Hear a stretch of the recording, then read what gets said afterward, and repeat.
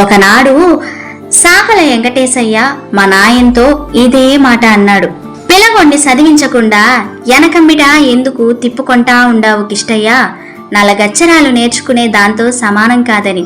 దానికి మా అయ్య ఏమన్నాడో తెలుసా? నాకిప్పటికీ జ్ఞాపకం ఉంది. మంగళవుడికి ఎందుకు వెంకటేశ చదువు? ఈ ఇలాకాలో నాకు మిరాసిగా వచ్చిన 20 ఊళ్ళుండాయి. కొల వృత్తి చేసుకుంటే సరిపోతుంది. ఎట్ట లేదన్నా పల్తానికి 10 పుట్ల గింజలు ఇల్లు చేరుతాయి. పొయ్యి మీద ఎసురు పెట్టాల్సిన పని లేదు. సంగటి కవనం గడిసిపోతుంది. కూటికి జరిగితే కోటికి జరిగినట్టు లెక్క. ఇంతకంటే ఇంకేం కావల్లా? ఈ కాలం పిలకాయల్ని 4 అక్షరాలు నేర్చుకోవని తెలుగు వస్తుందని పంపిస్తే యాడలేని పెగ్గొస్తుంది. కొల వృత్తిలో వంగడు, వృత్తిని చిన్న చూపు చూస్తాడు. ఊళ్ళను ఎబ్బోటు చేస్తారు. అప్పుడు మనల్నే నమ్ముకోనుండే రైతులేం కావల్లా? ఇందుకే ఇప్పటి నుంచి చూసి గొరిగేది నేర్చుకుంటాడని కూడా పిలుసుకొస్తా ఉండాను అన్నాడు. మా తాత రామదాసు ఒకప్పుడు నగరం దొరలకి పనోడంట. ఒకనాడు పెద్ద దొర అక్కడ పనిచేసే ఓళ్లతో మంగళవండి పిలుసుకురండిరా, గెడ్డం గొరుక్కోవాలని పిలవనంపినాడంట. అయితే మా తాత అడపం పెట్టి తీసుకొని పోయే కొద్దికి దొరగారు మంచం కింద పడుకొని మంచి నిద్దట్లో ఉండాడంట. ఆయన్ని నిద్దరెందుకు లేపాలని పడుకున్నోడికి తెలవకుండానే ఆయన గెడ్డం గొరికేసి వచ్చేసినాడంట. అంతటి పనోడంట మా తాత.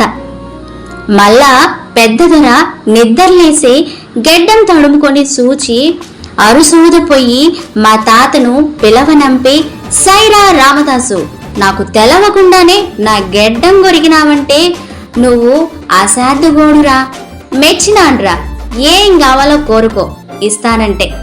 అప్పుడు మా తాత ఏదడుగుంటే అది ఇచ్చుండేవాడేమో పెద్ద దొర. కాని ఆయన మడి చేతులు కట్టుకొని 20 ఊళ్ళు మిరాసిగా ఇయ్యండి, గొరుక్కుంటాం, మంగళోడికి ఇంతకంటే ఏం కావల్లా అన్నాడట. అట్టా ఈ 20 ఊళ్ళు మావైనాయి. అప్పుడైతే మా అయ్య 20 ఊళ్ళను ఒంటి చేత్తో చేసుకొచ్చినాడు గాని ఇప్పుడు మా బోటోల వల్ల కాదు. మా అయ్యను గురించి పెద్దోళ్ళు ఇప్పటికీ కథలు కథలుగా చెప్పుకుంటా ఉంటారు.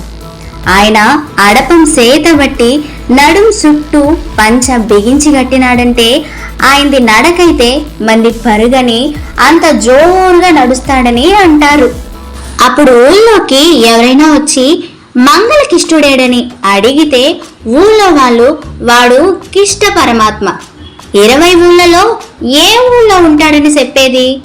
ఆ ఊళ్ళో ఉండొచ్చు, ఈ ఊళ్ళో ఉండొచ్చు, ఏడాడ గెడ్డాలు తల కటింగులు పెరుగుంటే ఆడుంటాడని తమాసగా చెప్పేవాళ్ళంట.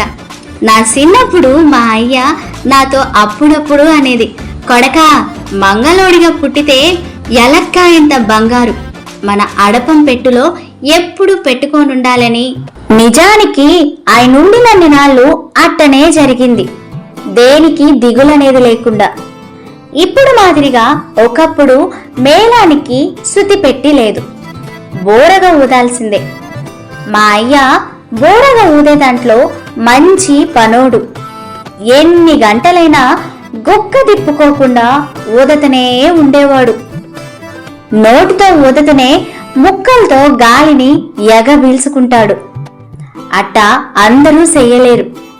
నేను నా చిన్నప్పుడు మా అయ్య బోరగా ఊదతా ఉంటే ఆయన ఉబ్బుతూ తగ్గుతూ ఉండే దవడల్ని అదే పనిగా చూస్తా ఉండేవాడిని.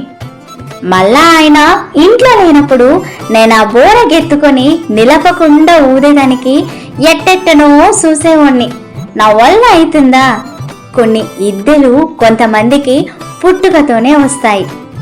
అది నేర్పిస్తే వచ్చేది కాదు, నేర్చుకునేదానికి. నీళ్లలో చేప పిల్లకి ఈత ఎవరు నేర్పించినారు? పుట్టుకతో వచ్చిందే కదా. ఆ దినాలెట్టుండేదంటే పంచకాలం వచ్చిందంటే మా పని పాటోళ్ళ ఇండ్లల్లో గింజా గిట్రా సందు లేకుండా ఉండేది. నేను మా అయ్య దినమ్మో ఒక పల్లెకి పోదుము, మధ్య నేలదాకా పనిచేసుకొని సంగటి గమనం ఆడనే తినేసి మేర గింజలు తిరుపం వచ్చిన కాడికి వసూలు చేసుకొని వస్తా వస్తా గాడిదల మిందేసుకొచ్చుకునేది.